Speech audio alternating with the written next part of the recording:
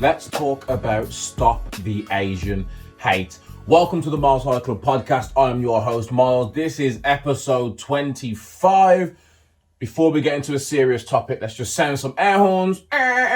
We've made it to episode 25, quarter of a century. I think 25 is a milestone. I'm not too sure. We'll see what happens, but I'm sure 25 is a milestone. We've made it to 25 episodes. It was my birthday, what day is it? 3 days ago from recording. I've made it to 28.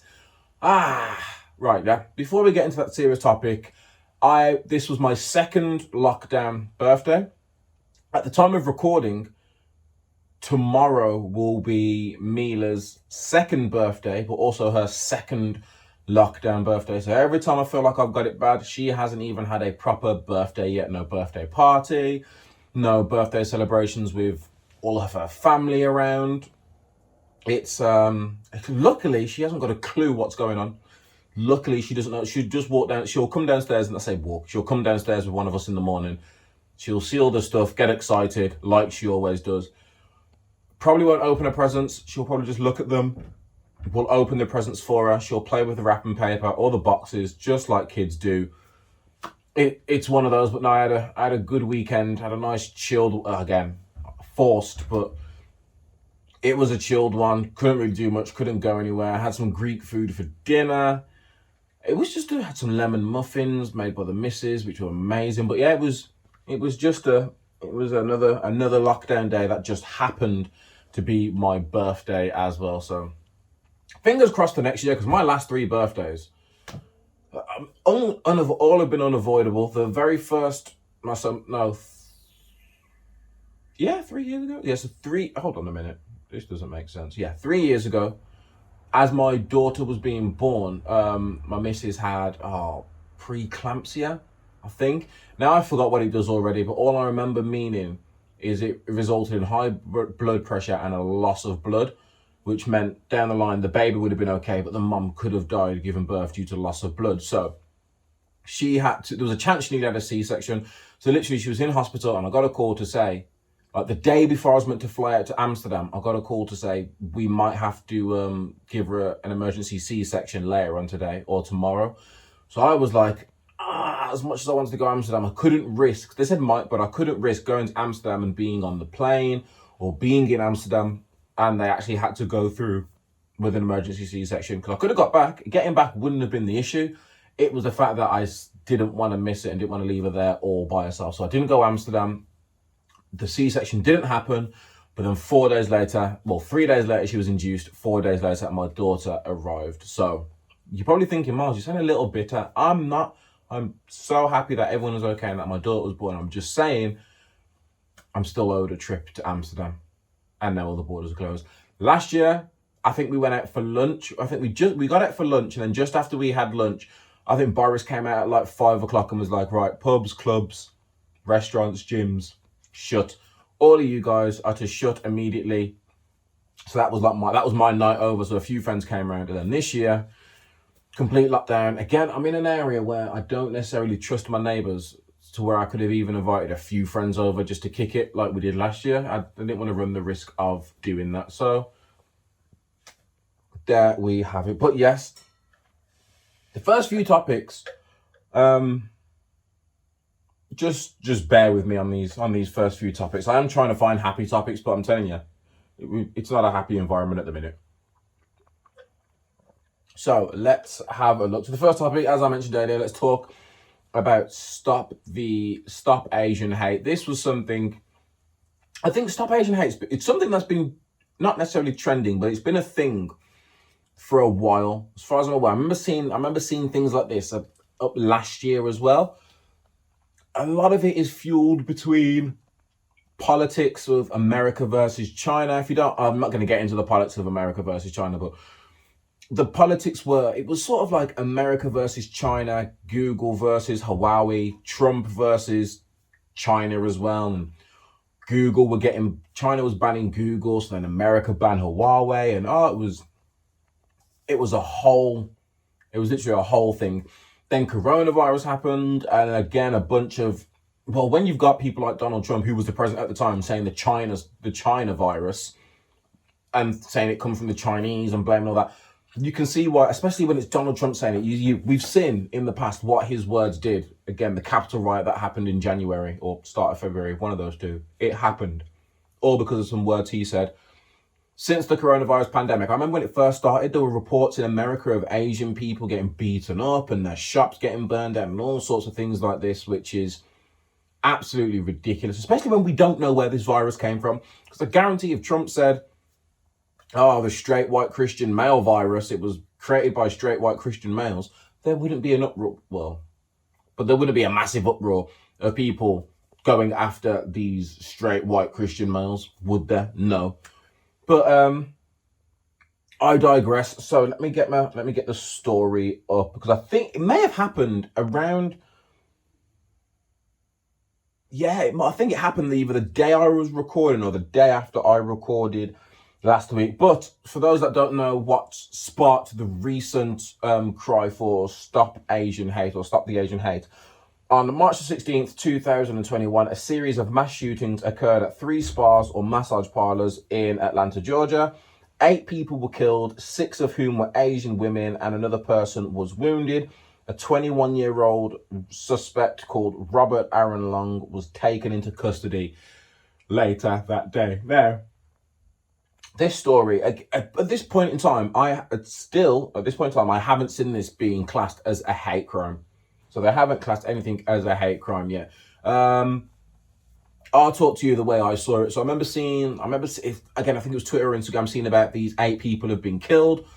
Again, I think it popped up because it was another mass shooting in America, and I was like, oh, surprise, surprise. Then, what did I see first? I think the first thing I saw was that he was targeting Asians. I didn't know how many Asian people had died. Again, America and most places, I don't think they realize just how big Asia is and what countries come in Asia. So when they say Asian, it's a very much blanket term. I don't know the politically correct way to say this. So I'm just going to say, when they were saying Asian, from the look of the people and what I know from American media, sorry for the yawn, as you can tell, it's another late night recording session. Yeah, they're talking about like China, Thailand. I think it's specifically Chinese, but when they say Asian, when they're talking about these Asian people with the Stop the Asian Hate, they're on about, like, I think Far East Asia. I feel like I'm allowed to say Far East Asia. China, Japan, Thailand, Vietnam, Singapore, Philippines. There's more, but over that way, you know exactly where I am talking about. So yeah, shooting came out. Then I saw it was Asian, sorry. Then I saw a report saying it was Asian women. I was seeing a bunch of reports. No one wanted to report on the shooter. Surprise, surprise. Can you guess why? But we will get there. And then I remember the next day, and then I remember seeing it was Asian women, and then I heard it was at more than one spot. So these are the things you take into account. Like a mass shooting, they're not excusable. But when there's a mass shooting that occurs in one place, compared to a mass shooting that occurs in multiple places from the same shooter, there's more intent. To me, if you go somewhere and you plan on doing a mass shooting in one said place, to me that says something's wrong with the person that wants to conduct these mass shootings. If you are going to one place to carry out a few murders and then going to another place to continue this, and then you go to a third place, at this point, it should be beyond a shadow of all doubt on what your intent was. If someone goes to one place and shoots it up, I can understand some people trying to say, oh, he was going through this had happened, mental illness, blah, blah, blah. I understand. Don't agree, but I understand. But for you to go to more than one location and carry out these killings, that is intent. If I've ever heard it, you knew exactly what you were doing. You planned exactly what you were doing. I don't want to hear nothing about no mental illness, no, and I'm going to get into the excuses that were coming out of everyone's mouth about this. I don't want to hear none of that. So then the next day, the story blew up again, but it blew up again because of what the county sheriff officer said. I should get his name, but fuck him, I don't care about him. But the county sheriff, he said this out of his own mouth in front of live cameras and everything. You can go and Google it now. But he was talking about the suspect, And he summed it up to, he was just having a bad day when he decided to do that.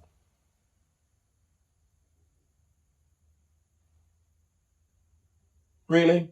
Is that what we're going to tell people?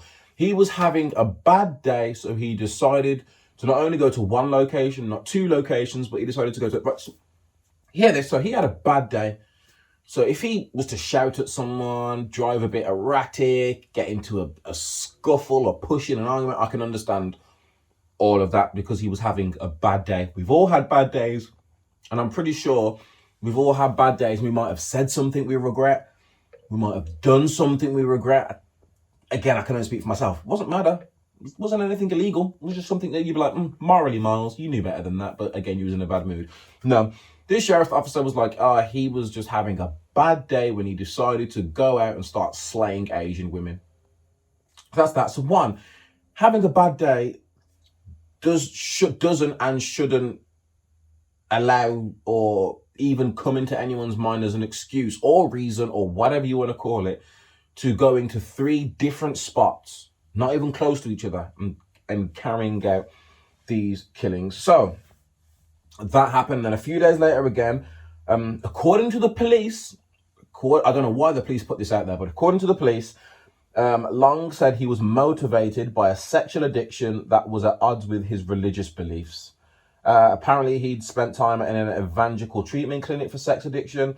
After the shootings, he was charged with 4 counts of murder in Atlanta and then 4 counts of murder and 1 count of aggravated assault in Cherokee County. I'm literally, again, I know I did it before, but I'm not gonna go through all the details of this because I think I've pretty much summed it all up here.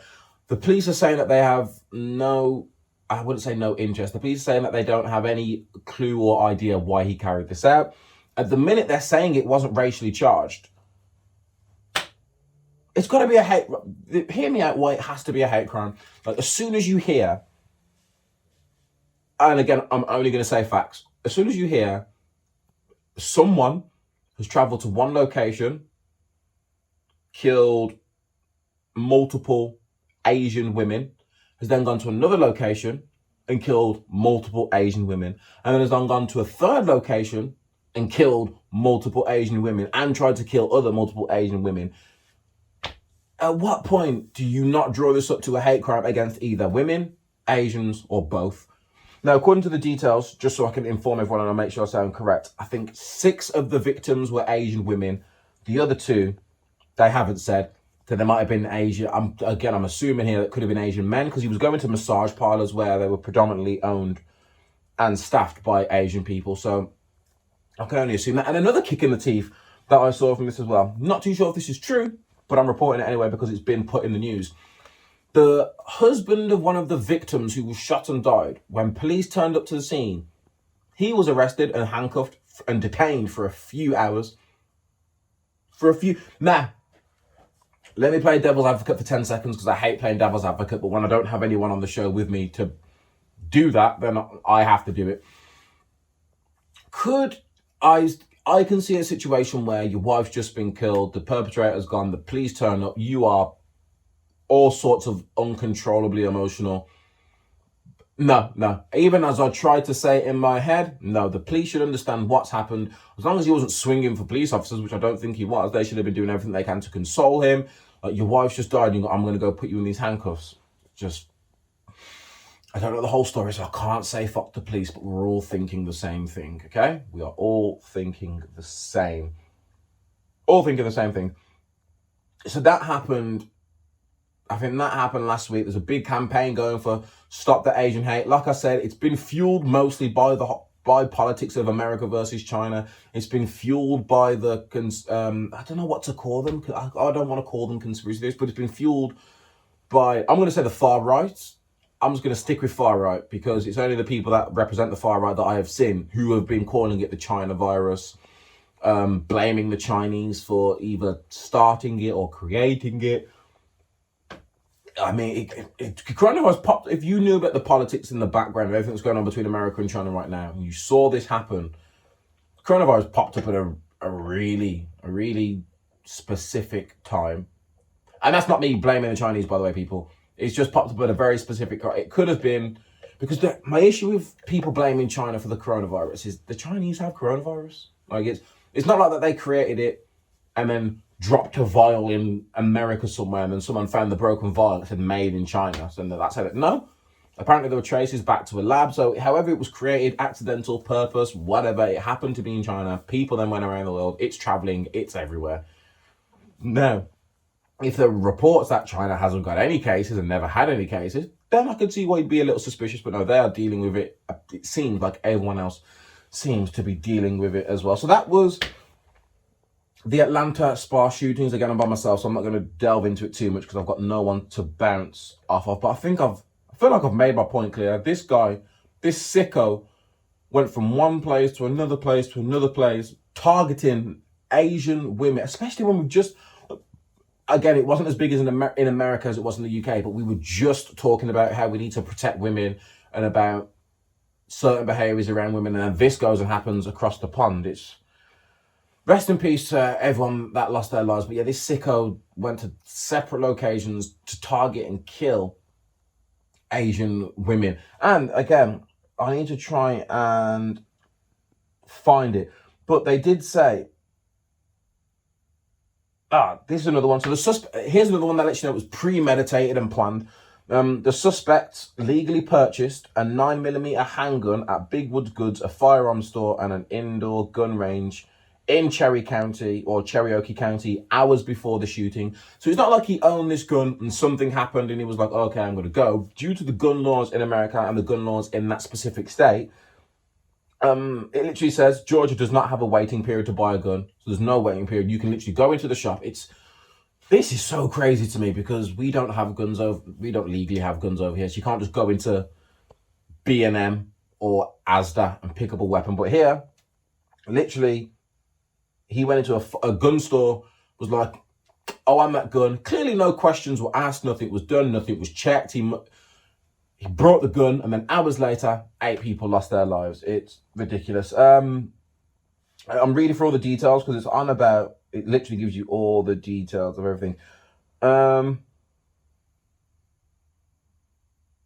arrest, because they did say, and I'm trying to find the footage where they did say, but they did say that the police have said he was looking to go to another location after he was caught as well.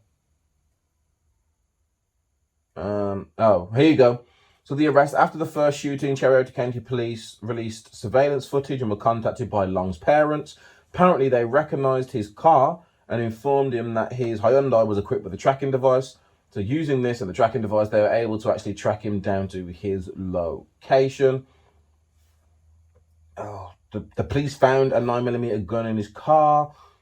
I'm trying to find the bit where it says he was... Listen, I can't be able to find it. But he was going to it. So again, the motive, according to the police, he described his actions as being a result of sex addiction that conflicted with his religious beliefs. No. Even if that was slightly true, why was he specifically targeting Asians? And then you're going to tell me he has an Asian fetish. No. This is all on him. You can't blame you can't blame a sexual addiction. Go wank. It would have been a different story if he went round doing other things to women. I don't agree with it. I don't condone it. I don't understand it. It would have just made more sense if he's claiming to have a sex addiction. Like, there's no sort of like, again, I don't know the gritty details of it, but what it sounds like, he was just pulling up to places and started shooting. So it's not like he was going somewhere, talking to them, chatting them up, trying to get a date, getting turned down, then going crazy. He was just... Right. Let's move on from that. It's going to be another slight one. So that happened last week, March 16th, which would have been what, Monday or Tuesday? I believe. Yeah, it would have been Tuesday or Wednesday. It would have been, yes, it would have been either on or after I recorded the podcast last week. And then the other day, I saw another news article. Another mass shooting, this time in a supermarket in Colorado. Now, when I was prepping for this podcast, I was getting my notes down. I was like, right, let me talk about these 2 mass shootings that are happening. And then I saw a very interesting article. And this is what the article says. The Colorado attack is the 7th mass shooting in 7 days in the US. So in 7 days, they had 7 mass shootings. I'm sure we spoke about this. Hold on, because I'm sure we spoke about this on a previous podcast. But just in case you're new to the podcast or you can't remember, there is a difference between a mass murderer and a serial killer. So this was a spree. According to what I'm reading, it wasn't, the Atlanta spa shootings wasn't a mass murder. That was a spree killing. So apparently, a mass murder is the killing of several people at one location.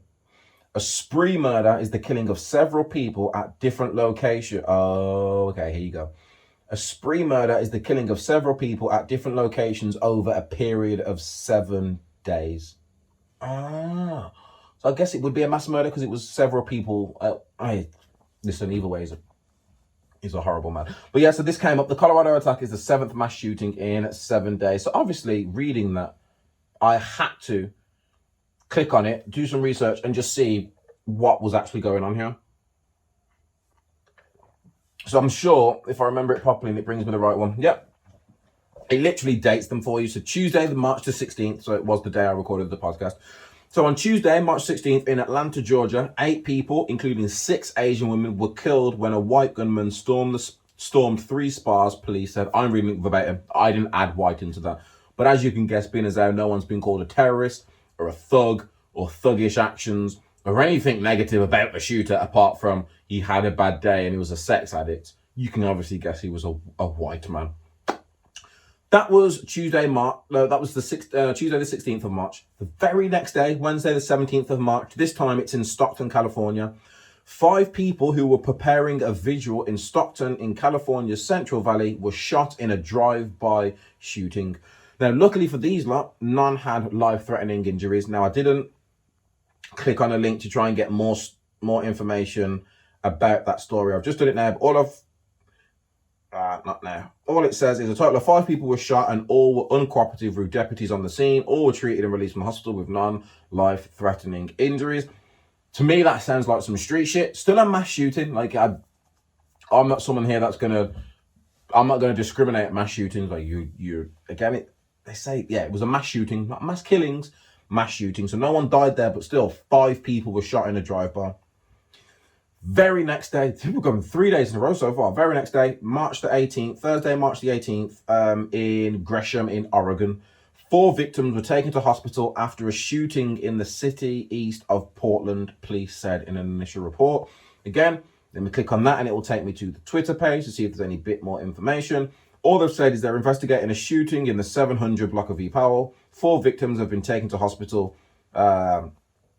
Once again, everyone trying to worry about. So that's 3 days. There's been 3 mass shootings. Again, let me finish this. So then what happens is Friday, I wouldn't say people chilled out. Like, one person probably got shot. But Friday, there were no mass killings. Oh, but Saturday didn't America make up for it. So Saturday, the 20th of March in Houston, 5 people were shot after a disturbance in a club, according to police. 1 was in critical condition after being shot in the neck. The rest were in stable condition. This is in Houston, Texas. In Dallas, which I'm still sure is in Texas. In Dallas, on Saturday, March the 20th, my birthday, 8 people were shot by an unknown assailant, of which 1 died. So, I mean, to say that I've just read out, 5 shootings I've just read out. 5 mass shootings equating over 30 people getting shot. I say only 9 died. That's 9 more than what should have happened.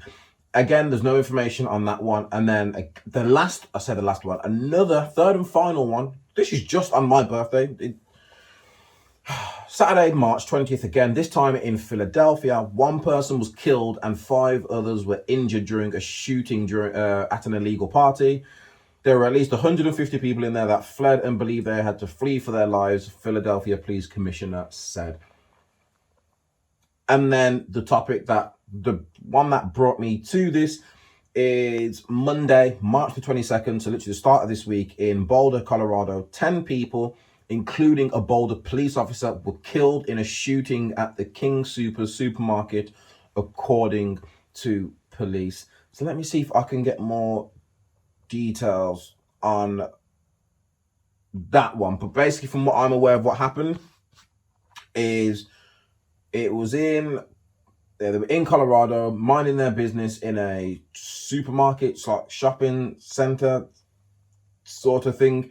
Minding their own business, this guy walks in and just starts shooting. Apparently, in the attack, he used an AR-15 styled pistol. So the weapon used in an attack was an AR-15 styled pistol modified with an arm brace, according to sources. So he meant business. AR, for anyone that doesn't know, is automatic rifle, or it stands for automatic rifle. So the shooter has been charged with 10 counts of first-degree murder and 1 charge of attempted murder. Someone, please tell me how these guys keep getting arrested. Again, I'm trying not to go off topic. I'm trying not to get upset about these things. Just George Floyd was sat in his car, regardless of what he did. He was sat in his car. He didn't kill anyone. I can tell you that much. George Floyd didn't kill anyone. He was coming out of a shop, actually. He got dragged around, had shit on his neck. He had no weapons, nothing on him, and yet he somehow had someone knelt on his neck for 8 minutes and something until he couldn't breathe. Tamir Rice, Trayvon Martin, Sandra Bland, Breonna Taylor. I could keep going on. All these people that were being killed by the police for non-violent crimes. Meanwhile, don't let me go back in. Dylan Roof, the white boy that works into a church in South Carolina and killed 9-10 people in there. He got arrested, walked out in handcuffs, and they brought him a fucking Burger King. This first one that did the killings in Atlanta went to multiple different spots. He got arrested.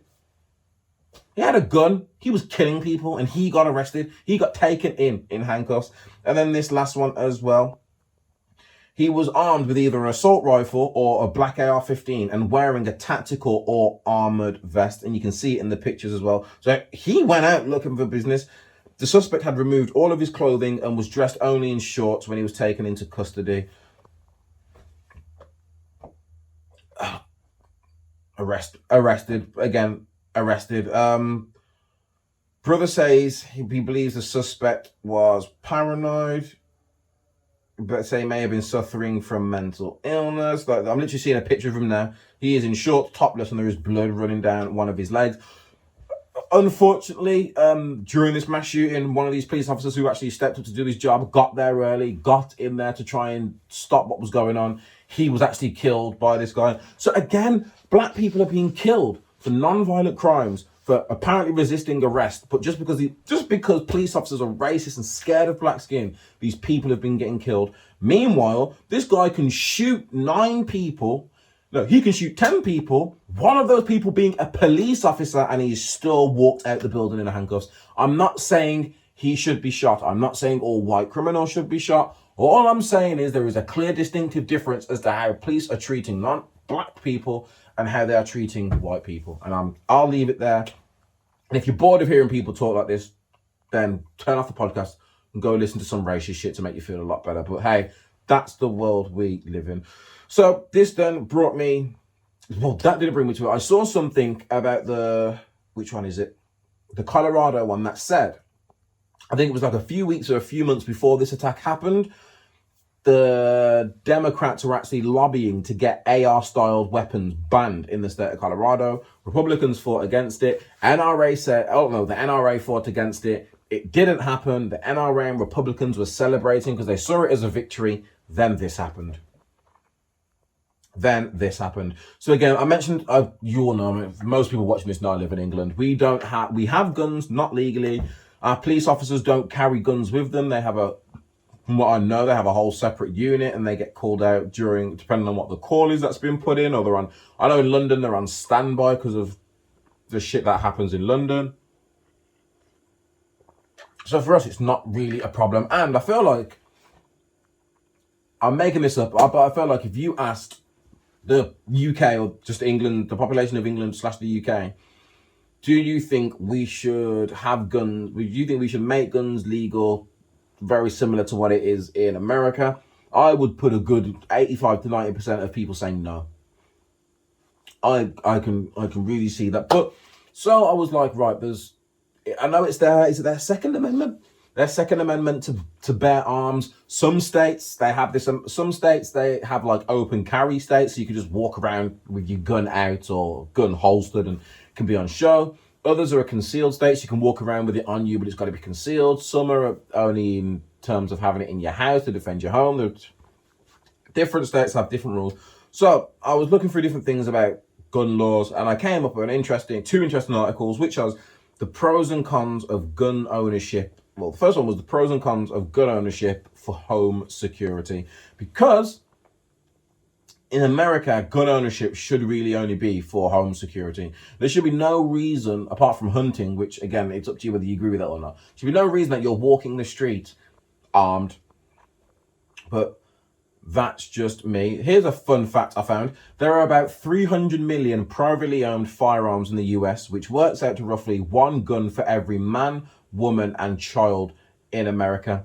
And then you've got nearly a third of the population own at least one gun. So there's Americans out there with more than one gun. So I was looking at pros and cons.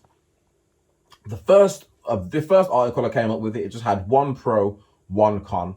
So the pro it came up with is gun ownership pros, a sense of security. So here they talk about how for many gun owners, it's a simple calculus. Having a gun gives them at least a fighting chance in the event that a burglar or home invader manages to get in. Now, on one side of it, I agree with that. Yes, if someone breaks into your house or someone's trying to burgle your house or attack you for whatever reason inside your own home and you have a gun, one, that can make you feel a little bit better. But two, you know that having this gun, you have a line of defense, whether it's your last line of defense or first line of defense. So what I mean is, as soon as you hear like a smash or see someone in your garden or anything like that, whatever alerts you to something happening, first line of defense means you grab your gun first, head down, start shooting, or at least wave it around so they know that you've got something and preferably leave you alone. The other side I see of it is, if you just ban guns, criminals wouldn't have guns. Therefore, the burglars wouldn't have guns. You wouldn't need to have a gun. They would have other weapons. You have a baseball bat, a cricket bat, a hockey stick, something like that to defend yourself with. They did say though, hold on, there was a really interesting fact that I'm trying to find. It said, criminals don't like finding themselves on the business end of a gun, obviously not, which is why 74% of them actively try and avoid breaking into houses when the owners are home. If you're looking to break into a house while the owner is home, you are brave. Again, just the fear of being shot is enough to dissuade criminals from targeting certain homes. Yes, again, if criminals know that they're in an area where there's gun owners, or if you've somehow made yourself known as a gun owner, it can act as a deterrent, The con they had the other thing I also saw as well is, in terms of it's a sense of security. Yes, it might be a sense of security, but this is what happens. Like if no one has a gun, burglar breaks in, you run down the stairs, you're both stood at the doorway, he panics, flees. That's just best case scenario. I feel like if you put that scenario with guns, he comes in the house, you run down the stairs, you pull a gun or you're going to reach for your gun, he sees the gun and panics, so he gets his gun. Now there's lives at danger. But that was their pro. So the one website said the pro of gun ownership is a sense of security. They said the biggest con for gun ownership is having a gun in the house makes living there statistically more dangerous. This is where I would actually studies have shown that unintentional shootings are 4 times as common as occurrences of gun use in legitimate home and defense situations, which basically means you're 4 times, you say 4 times? Yeah. You're 4 times more likely to have an unintentional shooting, so an accidental shooting in your house, than you are to use your gun in a home defense situation. So by having a gun in your house, you're basically putting yourself into 4 times more of that gun going off by accident, however it goes off by accident, rather than you actually using it to defend your home. Another one is having a gun in the house also increases your own chances of becoming the victim of a firearm-related homicide or suicide. Again, researchers have found that it holds true regardless of the type of gun you own, how you store it, or how many guns you have. And this one, because I've seen stories about this before, I didn't pull up any stories because, again, it's late and I've been very busy trying to prep for my daughter's birthday tomorrow. So I couldn't get them all up. But if you have children, you should take into account the presence of a firearm in the home might affect them. I'm going to skip all this. Here's this. In one study, 22% of parents who believed that their children had never handled the guns in the home were contradicted by the children themselves. 22%. You might think, Miles, 22% is a low number. No, it's not. If I said to you, go stand here and jump off this thing and you'll get £1 million, but there's a 22% chance you'll die, you are not doing it. No way you're going to put your life on the line for 22%. No, that's not low enough. Further, when a child or teen is killed by a firearm, this is crazy. When a child or teen is killed by a firearm, the gun that killed them comes from their own home fully 72% of the time. 72% of the time when a child or teen is killed by a firearm, that gun then comes from their own home. Again, if you look at some of these school shooters, that's true. These school shooters, some of them were taking their dad's guns, their mum's guns. They were taking guns from the family home, going into school and then shooting up the school. And then being arrested. It's literally, that is ridiculous. So it was like there was no right or wrong answer. So as interesting as I found that little article, I did say to myself, well, you haven't really helped me with the pros and cons. So then I found another article on Quora. Is it Quora? Quora.com. I don't know how you say it. Quora, Quora.com. And this is all about like the pros and cons to owning guns. So again, so I need someone. Don't worry, guys. People will be joining my podcast soon. I know I said last podcast that I was going to have a special guest coming on this podcast. It's still happening.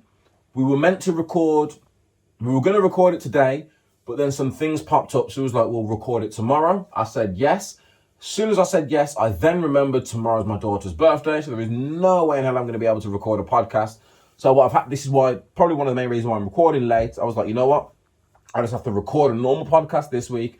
And then either later in the week or next week, I can record that podcast with my special guest next week. And we can actually dive into more of the topics that I was covering that concern women, that I didn't want to appear to be mansplaining about. But back to this.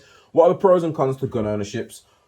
We'll start with the pros first because there were 4 pros and 5 cons, and I'm just going to talk to you how I feel. So, in the case of civil unrest, you may have the means available to defend yourself, your family, and your home.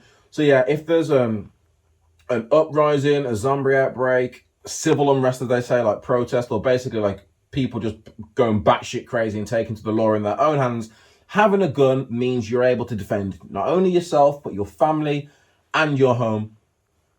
Which you can't disagree with it. Yes, I agree. I agree there. 2, you will be able to hunt and kill your own food if that becomes necessary. I can see that, but bow and arrow. Just buy a bow and arrow or a crossbow. Surely a bow and arrow and a crossbow do the same thing. Silent. I'm assuming they're cheaper, lighter to carry than what a hunting rifle or anything like that would be. So again, I don't agree too. 3, you have a last means of offense in the rare case of A, an animal attack, B, a crazed neighbor attack, C, a stalking confrontation. I mean, Jesus Christ. Animal attack. What animal's attacking you that you need to pull a dog? Yeah, okay, animal attacks. If you get attacked by an animal, this would mean you'd be walking around with it on you. But if you get attacked by an animal and you've got a gun on you, last means of defense, you kill the animal, I suppose. A crazed neighbor attack. Again, if the crazed neighbor's got a gun, so it's going to be a shootout. But yeah, I'm assuming if the crazed neighbor's got like a knife, a machete, a sword, anything like that, and they're coming for you or your family. Like if you're in your house, kids are in the garden, family's in the garden, you see your crazed neighbor break through that fence. Luckily, your gun's either on you or it's nearby. You grab the gun straight to the garden, bang, bang, before he gets too close to your family. Because I imagine if you try and run over there, it could be a whole thing. And number 4, target shooting with firearms can be an enjoyable activity. Never done it, apart from like BB gun shooting or air rifles. So I can imagine it's an enjoyable activity. Surely you don't need firearms to be legal for that. Or like firearms should be illegal in the household. And there should be special institutions where you can go to fire weapons. I don't know. Is there a gun? Silly question. I don't think there is, but is there a gun range in the UK? I can't imagine there's a gun range in the UK. I feel like I would have heard about it by now, and I would have visited it by now. Whereas in America, they have gun ranges. You can go for fun, you can go for target practice. Some people have to go there for work, all sorts of these things. But out of the four, there's only really one strong case for being pro-gun ownership, and that would be in the case of civil unrest, to defend myself, my family, and my home. Anytime you say to me it's to defend your family and your home, I'm going to agree. So I agree with one out of those four pros. Let me know if you agree or disagree. The cons: firearms are often stolen or misplaced. The owner is ultimately responsible if this occurs and have not alerted authorities to this. Yeah, I saw a video that was on WorldStar. I need to get an editor for this. I saw a video on WorldStar of, I don't know if it looked real because it was a CCTV image from inside like a petrol station in America. There's a guy in America waiting to pay for his petrol. His gun seems to be unsure. It's hanging out loosely. He walks past someone. While he's waiting at the counter, you see on the camera this other person stops, sneaks up to him, and then literally just grabs his gun and runs. Now, if someone grabs your gun, you can't chase after them because they've got your gun. And I'm assuming he didn't chase after them because he knew it was loaded. So, stolen. How you misplace it? I'm going to say how you misplace a firearm. I'm sure in the news recently, Rich the Kid got arrested because he checked a bag in at LAX, Los Angeles airport, and there was a gun in there. Same thing happened to Joel Santana. He went to the airport, didn't realize or forgot there was a gun in his bag. I completely agree with that, Con. Number two, the risk of self-injury while handling a firearm can be very high if proper precaution is not taken. Those injuries can include death. Lil Wayne shot himself, didn't he? Didn't Lil Wayne shoot himself? Or right, there's Lil Wayne who shot himself, I think, as a kid. And I think I'm thinking about a movie. Is it? Come on, guys. Everyone get your thinking caps on now if you're watching this. There is a movie where I want to say Sandra Bullock, but I don't think it's Sandra Bullock. And it's about kids in school and they write. They do a lot of writing. I think they write poems or something. And there's about a little boy who ends up shooting his own friend. And is that Lil Wayne? Oh my God, hold on. I don't know if I'm mixing up TV. I really don't know if it was something that I'm getting mixed up with in a movie or if someone did actually shoot their friend as a child. Okay, right, it wasn't Lil Wayne. I don't think. It was a movie. There's a movie where two kids are playing with a gun and the one kid accidentally shoots his friend, but that's something we've heard of all before. 8 Mile, B-Rabbit shot himself. I've seen millions of videos online where people shoot themselves. So I completely agree with that. 3, firearms are risky to own if you or your loved one is A, suicidal, B, homicidal, C, mentally or emotionally ill, D, extremely insecure or emotionally immature. Yeah, I agree. Because number one, A, let's say you've got a gun in the house. Everyone knows you've got the gun in the house. A, if you're suicidal, there's a lot of times, a lot of people don't seem to pick up on the signs of someone being suicidal. So they could just find this gun one day and it's over. Homicidal is another one. Every time people murder someone, you never see someone come out and be like, in the family come out like, I knew this was going to happen one day. I seen it coming. He was always a dodgy one. No, it's always, oh God, how did he do this? I can't imagine him doing this. He was lovely. Everyone loved him. He loved everyone. Or he kept himself to himself. He was quiet. So homicidal, yeah. Mentally or emotionally ill, that seems like a very thin iced topic, but again, I still agree with it. And if you're extremely insecure or emotionally, yeah, right, I've agreed with the first 3 cons. The cons are already outweighing the pros to me. Firearm laws and regulations vary from state to state, region to region, and country to country. So failure to closely can result in prosecution and in some cases, imprisonment.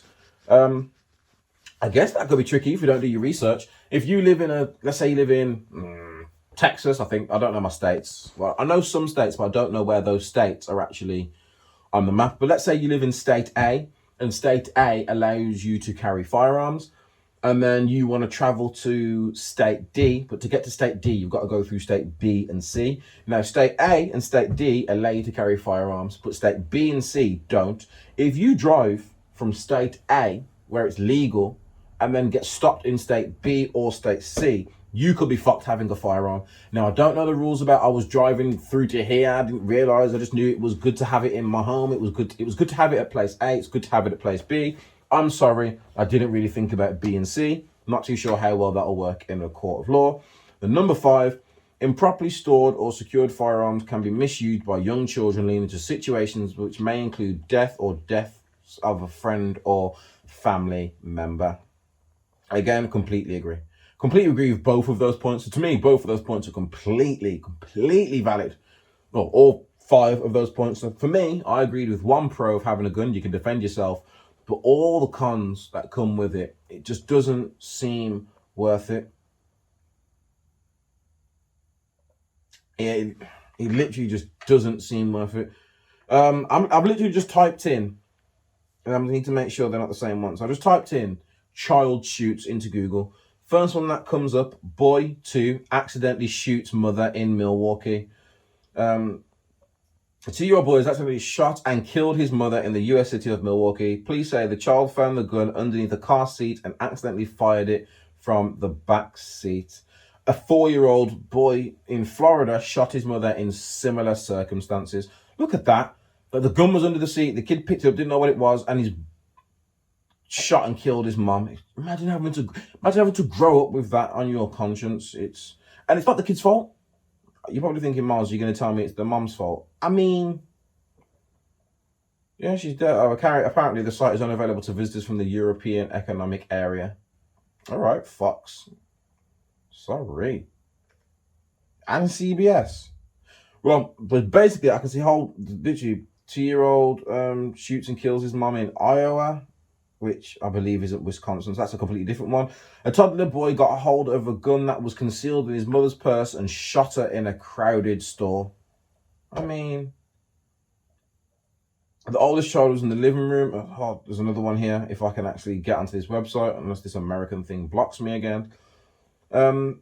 Police said a mother is dead after her children found a gun inside her purse and accidentally shot her Monday inside their home.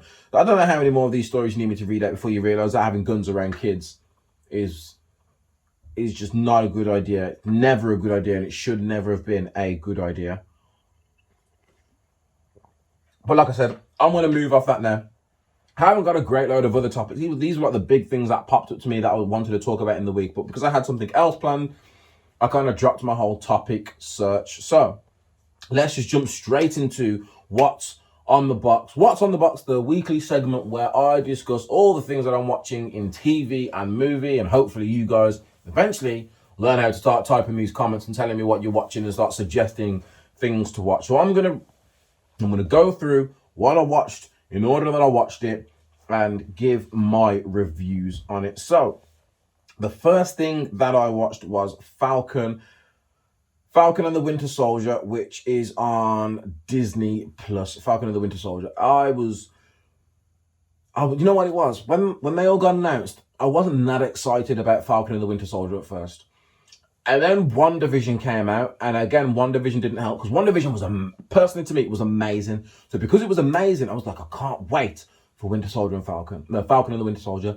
But then I was like, they're two different genres. Like the WandaVision was a sci-fi fantasy genre, where Falcon and the Winter Soldier is very much an action drama series with a bit of comedy thrown in there, is what it seems. Anyway. And I was like, I don't really care for action, until I remembered that one of my top 3 MCU movies features both the Falcon and the Winter Soldier, and that is Captain America, the Winter Soldier. So Captain America 2, hands down, has to be a top 3. So here we go. How I split my Marvel movies up. I promise I'm not going to get lost on this. How I split my Marvel movies up is, I do MCU standalone solo films like Iron Man, Captain America, Thor, Ant-Man, Black Panther, Doctor Strange. I think they're all the solo ones, but basically they're all the solo ones. To me, top 3 solo films in no particular order would be the very first Iron Man movie. It would then be Captain America, Winter Soldier, and it would then be Doctor Strange. What do you call it? Especially in a side place, coming in close would be Thor Ragnarok and Black Panther, because I love Thor Ragnarok. And at times I teeter between what would I get rid of in the top 3. But now for a top 3, I think the first Iron Man that started everything off, Captain America, Winter Soldier, all about espionage, and Doctor Strange for me, top 3. In terms of team up, group up Avenger movies, which includes Avengers, Age of Ultron, Infinity War, Endgame, Civil War, Captain America Civil War, because that's a team up movie.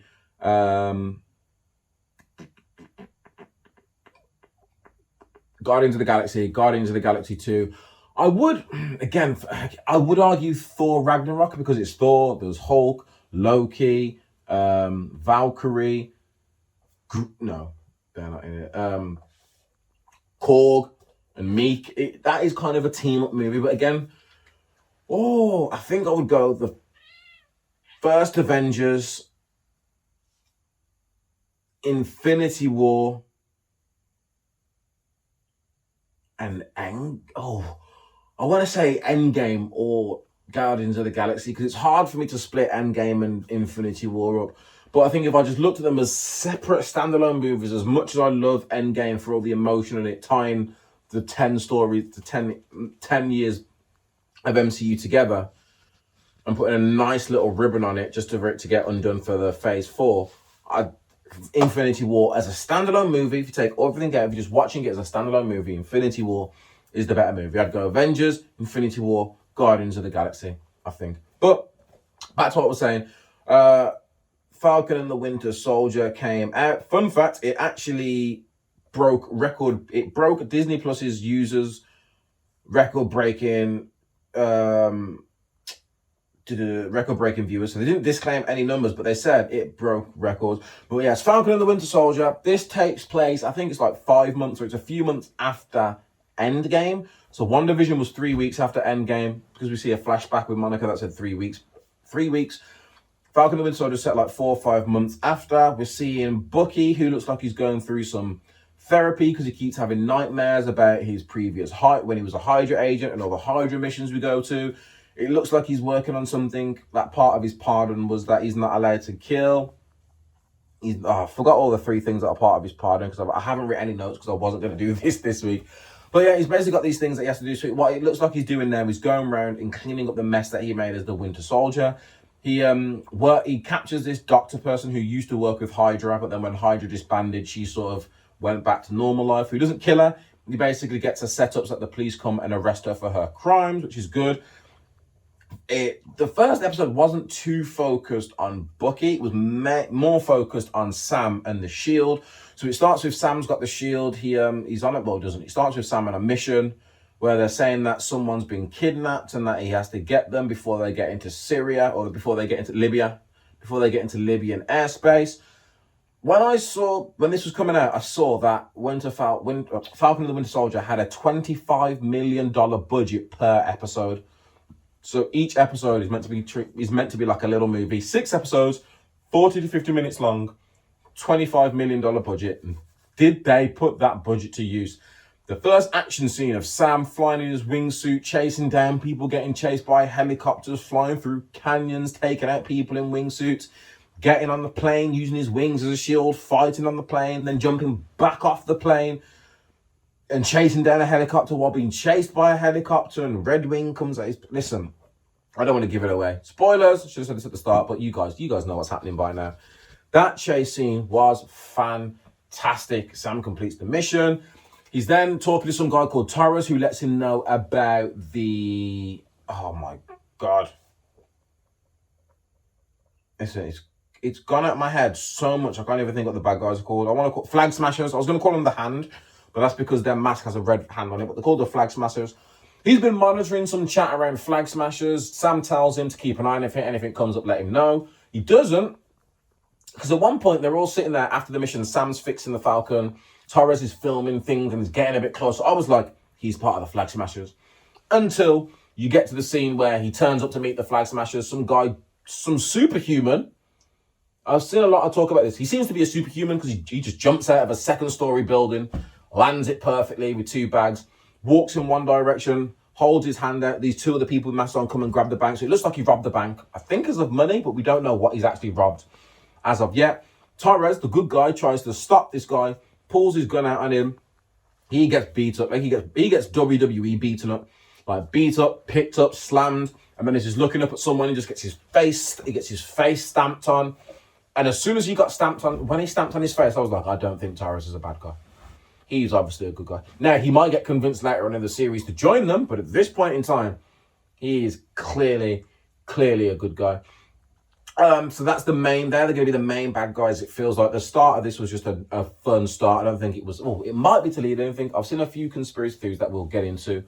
Again, then after he speaks to Tyrus, before Tyrus gets stamped out, Sam has got the shield, takes the shield back to America, or takes it to America, takes it to the government because he's got to go to Washington, so he takes it to Washington.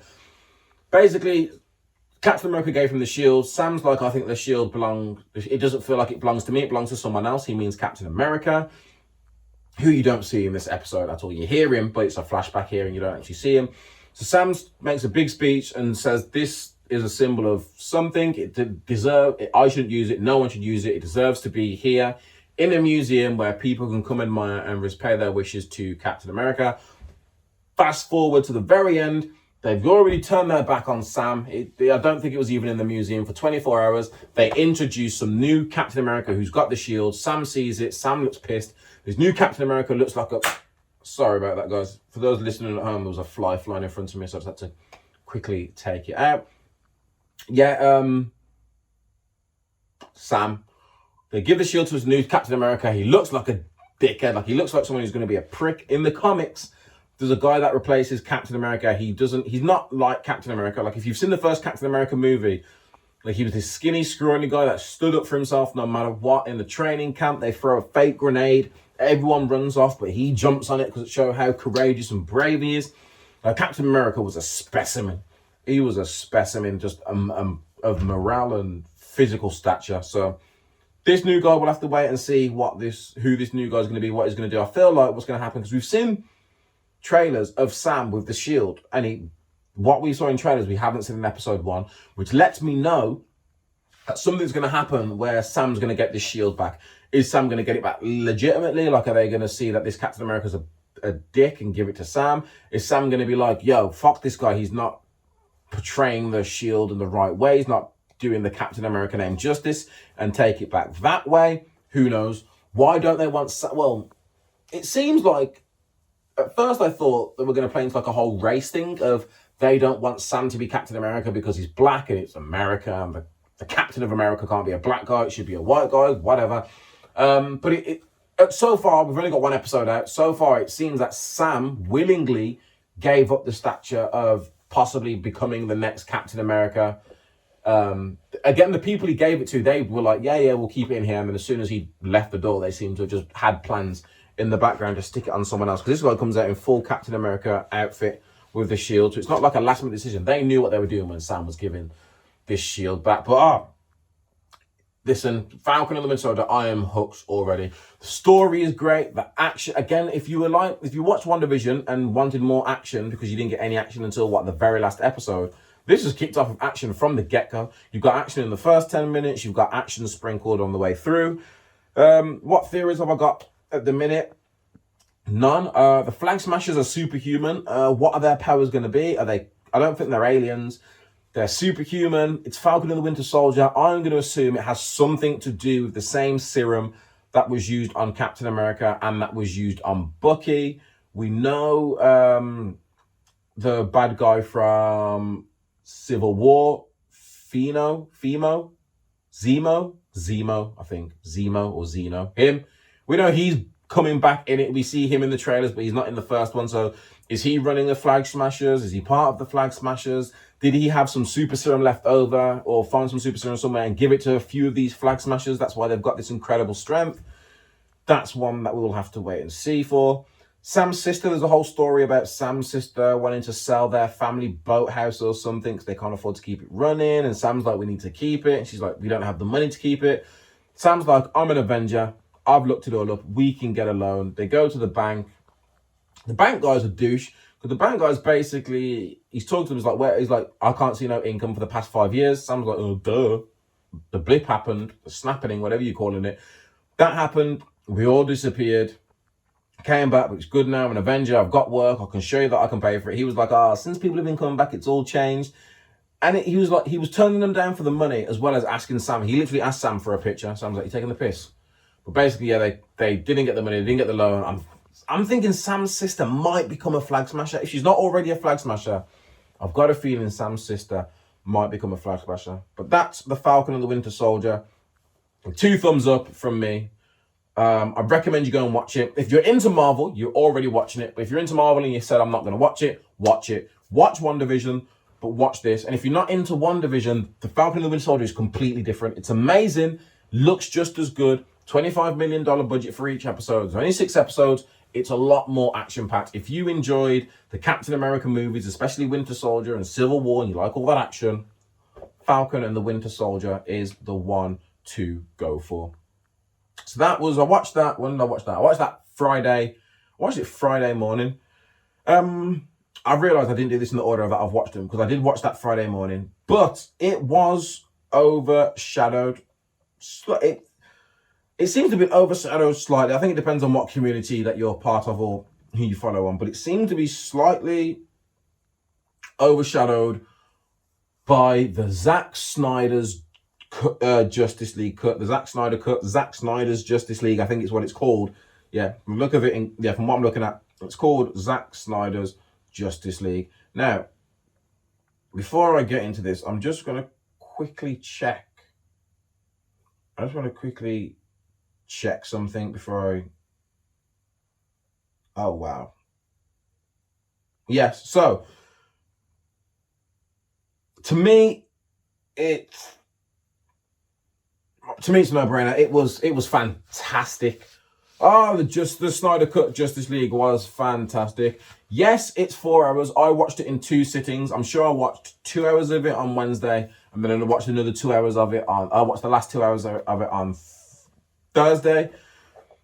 It was so good. Now, hear me out. I'm Team Marvel. I was never big into the comics. I got into the comics after getting into the MCU. I used to watch like Batman all the time as a kid, and I used to watch all like the X-Men and Spider-Man TV shows, but back then I was just watching cartoons. I'm Team Marvel. I'm all about the MCU. I prefer the MCU over the DCU, hands down. There's only a handful of DC films that I like, but this Zack Snyder cut. Now, just to give you a rough idea, IMDb gave the theatrical version of Justice League that came out in 2017 6.3 out of 10. IMDb has given Zack Snyder's Justice League 8.3 out of 10. It's bumped it up by a whole 2 ratings. Now, I don't know if that means anything to anyone, but to me, that means a 6.3 film is a meh. I'm not watching that, or I'm not going out of my way to watch it. But an 8.3-inch film, an 8.3 out of 10 film I'm going to watch. Same again, theatrical version got 40% on Rotten Tomatoes. The Zack Snyder one got 73%. It's massive difference. Now, I'm not the biggest cinema video person, videographer, cinematograph, whatever you call those people, to give you the breakdown of all the details. Yes, it's longer, but it's not just an extended version. So, like how you've got Lord of the Rings, then you've got the extended version, which is just more scenes added in. No, the Zack Snyder's cut, it doesn't completely change the story, but the stories change, the characters change, the character arcs change, everything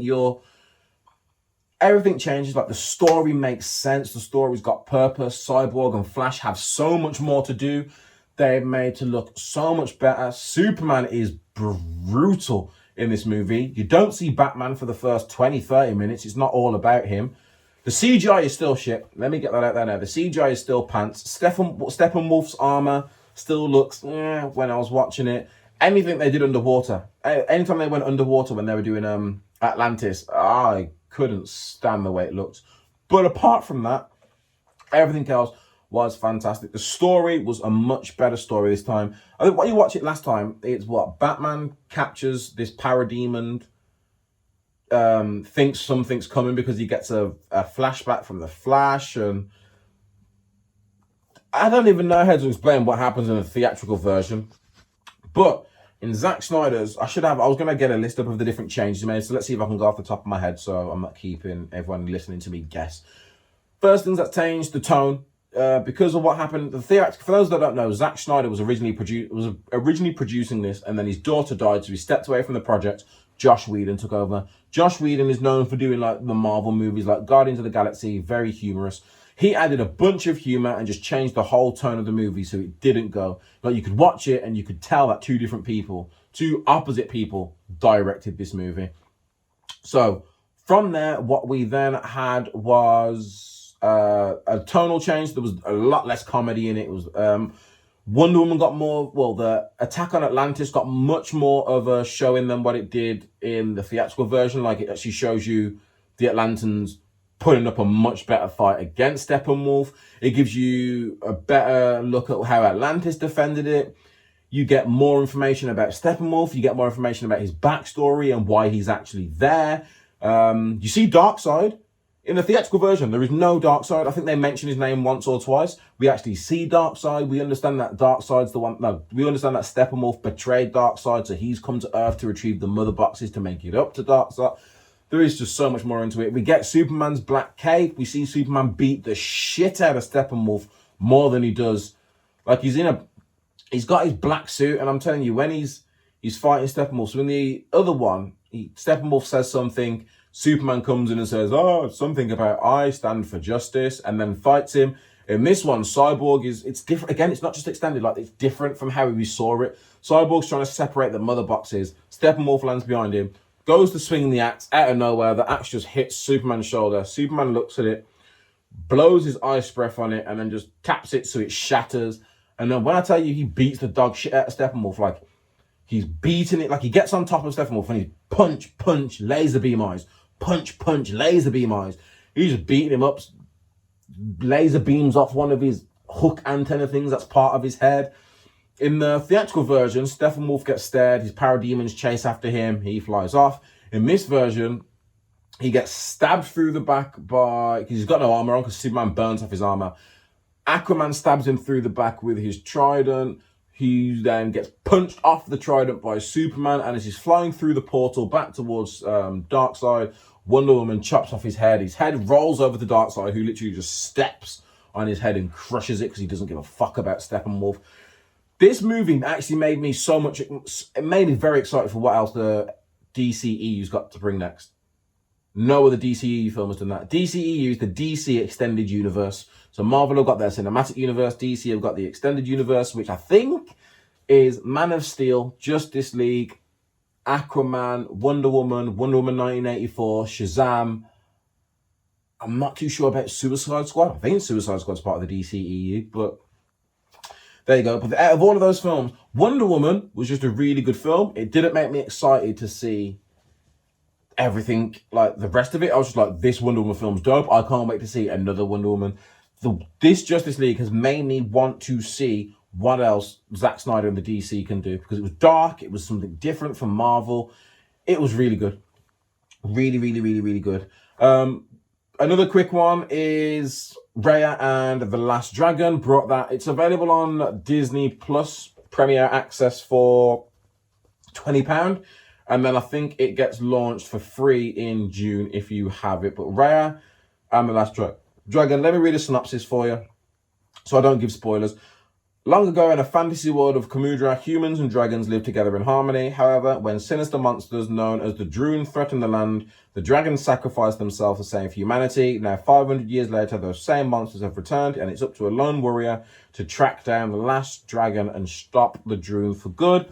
This is a great movie. I've watched it twice already. I've watched Raya and the Last Dragon. I think we watched it on my birthday or the day after my birthday, and then I watched it again yesterday. Oh man, Raya and the Last Dragon. It's funny, it's light-hearted, there's a good story to it about working together. Basically, Kamandra, I think I'm pronouncing that right. Kamandra is it looks like a big, massive island shaped like a dragon. Everyone lived in harmony. When the dragons died, they started to split up, and then everyone split up into their own regions. Like, there's a region called Spine, which is the spine, and you've got the heart of the dragon, you've got the talons, you've got the fang. It's so good. Each little area has their own little specialist thing. You got Raya, who's the main protagonist. There are bits of the story that are a bit predictable. Like the start, when she becomes best friends with this girl and meets this girl. It's a whole thing. It's literally a whole thing. Go and watch. I strongly recommend it. 94% on Rotten Tomatoes. really good. It looks beautiful. The image is beautiful. The soundtracks and the music are amazing. All the voice actors are great. It's Disney. What else do you expect? But no, Raya and the Last Dragon it's amazing. I'm probably going to watch it again. I'll probably watch it again. At least, I reckon I'll watch it 2 more times before the end of this week. Definitely going to watch it tomorrow for Mila's birthday. Probably get a pizza in, have a nice little pizza party. Put Raya and the Last Dragon on. But yeah, it was a really, really, really good watch. And on to another really, really good watch. For those that listen as well, Falcon and the Winter Soldier was Disney+. Zack Snyder's Justice League is available. If you're in the UK, it's available on either Sky Go / Sky Cinemas or Now TV. That's where I watched it. Raya and the Last Dragon back over to Disney+. And then just thinking, I bet you were sat there thinking, oh my God, Miles, you haven't mentioned Netflix. Sorry, I'm going to mention it now with their documentary that came out quite recently. Operation Varsity Blues, the college admissions scandal. Scandal it was. Let me read out for those that don't know what it is. So the Operation Varsity Blues, it's a crime documentary on Netflix, 1 hour and 40 minutes long, 1 episode / movie. A deep dive into the fraudulent methods used by Rick Singer to get the children of rich and famous families into the top US universities. Now, luckily for me, I say luckily for me, because I'm into American culture heavy, there's a bunch of podcasts and radio shows that I was listening to that when this actually got exposed in real time, and the celebrities like Felicia Huffman from Desperate Housewives and Lori Loughlin from some 90s American program. Basically, two people. It came out when they were getting arrested and sentenced. Like, I was following this case. I was like, oh, wow. But I didn't quite understand it back then. Because what it sounded like is, with Lori Loughlin, it was like her daughter got into the university, got into this top university under the premise that she was on the rowing team, but she wasn't on the rowing team. It was a lie. She never went on the rowing team, and this documentary dives into it. So without giving away too much spoilers, because I suggest you go and watch Operation Varsity Blues. I'll try not to give any spoilers away. Is it mentioned this guy called Rick Singer? So this guy called Rick Singer is what they call a college consultant, I think, which basically means he goes to kids and he helps kids get into college, whether it's helping them practice their tests, helping them write their essays, helping them decide what they want to do. He consults them on how to get into the colleges. Now, he then developed a method called the side door. So the front door is the legit, legal, main way to get into a college. Apply for the college, get the grades, get accepted, off to college you go. Again, for my UK listeners, when I say college, that's like their university. So what we call college, it's more university to them. It's a whole thing. But there you go. So they're off to the top universities and colleges over in America. So then you've got Rick Singer. So you've got the front door, which is that way. The back door is when a rich family would donate 50 million to Harvard, or would be like, oh, we'll build a building here in Harvard for you. Wink, wink, nudge, nudge. Oh, you made a $50 million donation. Oh, look, your daughter has applied to join our university.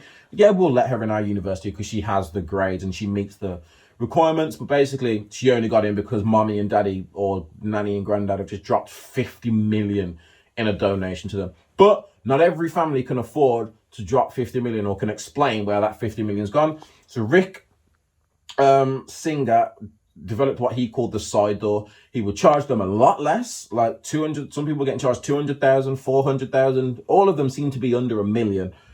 Anyway, and he was somehow guaranteeing they would get into the top universities. Now, as you watch it, he was making some people travel to different states to take a test and again, some of these kids, or most of these kids, didn't know what was going on. There's one situation where he tells these people to take their kids somewhere to do the test. The kid takes the test. They think they've done the test and they leave. What then happens is there's someone who preps these tests, actually works for the test board. He then looks through their tests, and depending on what score they want to get, he will then go through and do a completely different test for them, so that they get that. Hold on, I've confused myself. So Lucy, random name, first name that pops into my head. Lucy goes to sit an exam in Texas, even though she lives in LA. She sits this exam, thinks she's done the exam, goes home and waits for the results. While she's waiting for these results, as soon as she's done the exam, this guy called Mark would then resit the exam for her, but getting the exact questions right that would get her the required score to get her into their top university. That was one way of doing it. Another way of doing it is he had great relationships with, I think it was like a coach at Stanford, and he had a great relationship with someone who was basically in charge of the admissions. So he had control over someone who was in charge, who was like the bridge between people getting admitted or admissions in the college or university and people getting accepted on the sports teams. So it happens over here. It's like a scholarship, basically. Like, there are some people that might not be academically smart, but if you're really good at football, basketball, sailing, hockey, any sport they take seriously, if you're really, really good at any of these sports, you can get into the college because of how good you are at the sport. They'll work on the academic stuff later, which is what Lori Loughlin's daughter did. It's like he had a soccer coach, and some of these people, they were like, the parents were only asking for like one or two children. He did it for both the children. There was a soccer coach from Stanford, I think. He got two girls in through Rick Singer taking bribes. I think it was like $450,000 he accepted in bribes. But the thing that was really interesting about it is this Rick Singer guy, because it's how they do it is they tell you at the start, all the conversation are real conversations picked up on FBI wiretaps. He just says that some of the conversations are out of place or added together just to add more to the story, or just to make the storyline look a bit clearer. But you've got this guy, Rick Singer, who basically goes around to all of these wealthy parents, or parents reach out to him. He had websites and everything, so he wasn't doing it like from the shadows. You didn't have to go down a dark alley to do it. You could just contact him off Google. He would then talk to the parents and be like, you know what, we can do this, we can do that. If you make this donation, we can guarantee this. He was basically telling them what he was going to do. Sometimes it was a wink, wink, nudge, nudge sort of thing. But most of the time, he would tell them exactly what they were doing. There was a conversation with someone asking if he was going to get in trouble. He never said no. He would just skate around it like, oh, it's never happened in 20 years. It's never happened. I've never seen this happen, blah, blah, blah, blah. So he goes around doing this with all parents, rich people, famous people. Some people are cautious and are like, there's no way this can come back to me. Other people are like, I don't want my daughter to find out about this. So a lot of the times it's just it's the parents that want to do this. Yes, these kids want to get into college, but these kids aren't actually, well, some of them or most of them, it seems, because they're not on there, aren't actually trying to get in the college. Speaking of Lori Loughlin, the famous one, her daughter didn't want to go to university. It seemed like her daughter was an influencer. She was massive on social media. She was getting brand deals and partnerships with makeup and stuff.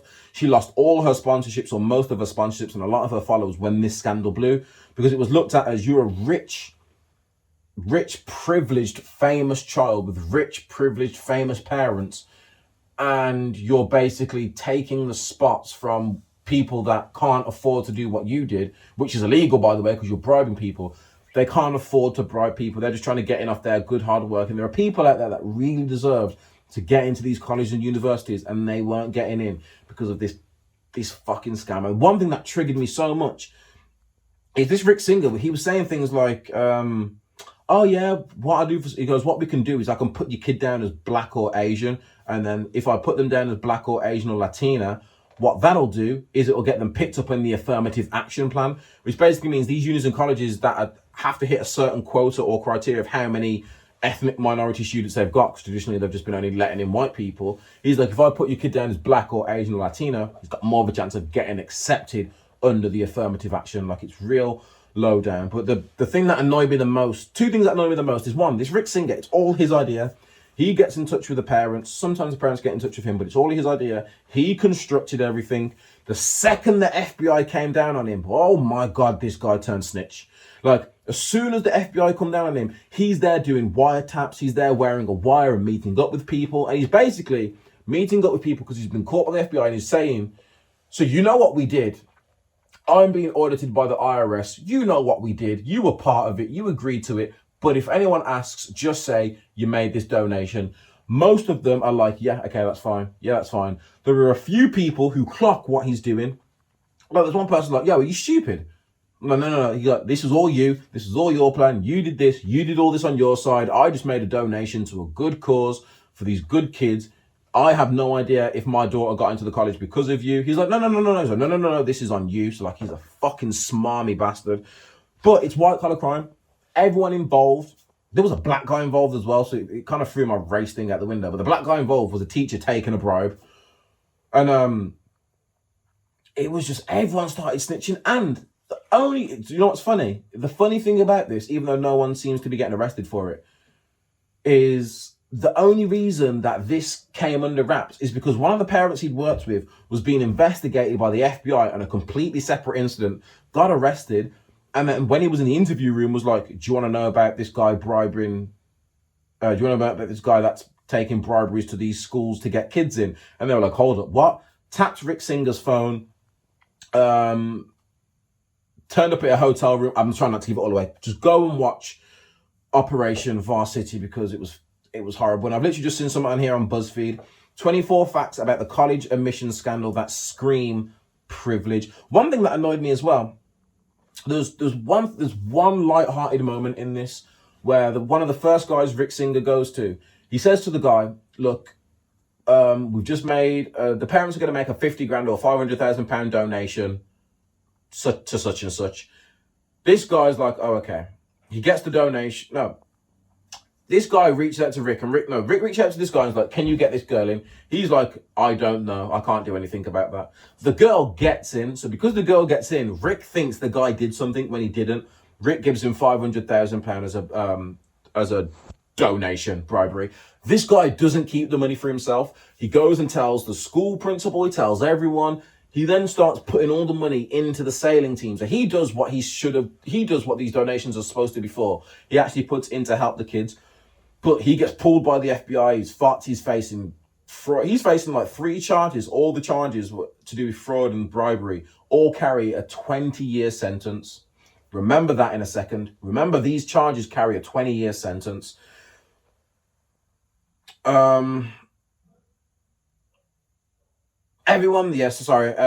carried a 20-year sentence. He luckily didn't face any jail time when he went to court, because the court officer looked at it and was like, yo, this is one of the only people in this whole, out of the 50 people that are involved, he's the only one that did not take the money for selfless reasons. It was like everyone else took that money for selfless reasons to improve their lives. He was like, this guy actually took the money and put it in the school, put it in the sailing team. I believe he had nothing to do with the bribery, had nothing that was going on. He still got put on a tag and community service and a 10 grand fine, but he avoided jail time. That 20-month, it comes up at the end. Because literally a big sting happens. All these people are getting pulled in, parents. It's a reenactment. So when you're watching it, it's a reenactment. But at the end, it shows you the real people going into the court, all the famous people, all the rich people. And it comes up 4 months, 4 months in prison, 5 months in prison, 4 months, 3 months, 2 months. Some of them didn't even have prison times on there. And I was just like, how can something that carries a 20-year sentence only land these people 4 months in jail? And we know why. We know why, but they all committed bribery. They all committed fraud. They all cheated some underprivileged, not wealthy kids out of a perfectly good college and university education that could have set them up for life. There are probably kids out here now whose future has been fucked because they couldn't get into the college that they wanted to get in because of people doing scams like this. Let me calm down. But I highly, highly recommend go onto Netflix and watch Operation Varsity Blues, which is what they actually called the case. So the FBI called the investigation Operation Varsity Blues. But that's bringing us to the end of this episode. Like I said, I wasn't fully prepped for it, but I feel like we've had a good episode. I feel like I've had a good episode. We've covered off some topics for sure. So now, as we go on, I am going back to my good old friends at Good News Movement, just because this has been a very, very down episode, especially what we were talking about at the start. So let's just come on over here. So Alabama high school janitor of 13 years who had been walking to work is surprised with a new car.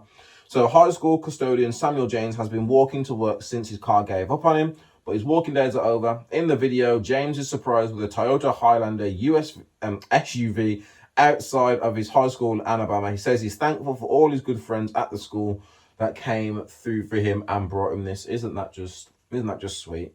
Los Angeles becomes no-kill city, becoming the largest in the country to protect shelter animals. Oh, that's great. So, after many challenging, inspiring, grueling, heartwarming, tear-jerking, life-changing years of working to take the city of Los Angeles from a place where only 57% of dogs and cats were making it out of shelters alive in 2012 to the biggest no-kill city in America. So no-kill Los Angeles, a 90% save rate is nationally recognized benchmark to be considered no-kill. Taking into account that approximately 10% of pets who enter shelters have medical or behavioral circumstances that lead to humane euthanasia rather than killing for lack of space. The fact that some shelters are killing animals due to lack of space is horrible. This is meant to be a good story, but yeah, it is a good story. So LA, largest city to become a no-kill city, which means their shelters will have a minimum of a 90% save rate. So it appears they'll only be humanely putting animals down if they have a medical or behavioral problem, nothing to do with space. And then Harriet Kiwanaku says, when I was 11, a house fire badly injured my mother. I dreamed that one day I would play a role in the reconstruction of burn patients. 16 years later, I will be training as a plastic and recon surgeon in the hospital that saved her life. Look at that. What a nice lovely little story to end on. Oh no, here we go. Oh, this is another good one. Wheel of Fortune contestant donates all his $145,000 to charity. The fun and memories from the day will stay with me forever, but the urgent need in our community cannot wait. Listen, we need more people like him, because if I win 145,000, I can tell you now, 140,000 is not going to charity.